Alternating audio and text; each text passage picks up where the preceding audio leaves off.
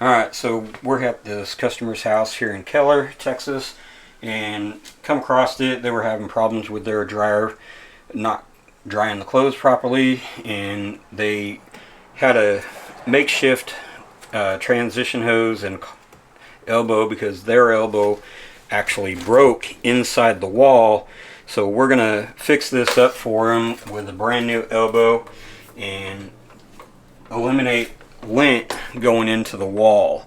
That's not a good thing because it's creating a back pressure pocket to push it back inside the pipe itself and inside the wall. Alright, so here what we're going to do is we're going to open up the wall a little bit more to get to this adjustable elbow that's broken and untape it and put this one in. So if you're having problems with your dryer vent or your dryer not drying your clothes properly, give HomeSafe a call and we'll come out, we'll do a full inspection for you and figure out your problems, talk to you about what's going on, and to help you out get your clothes drying properly. Alright?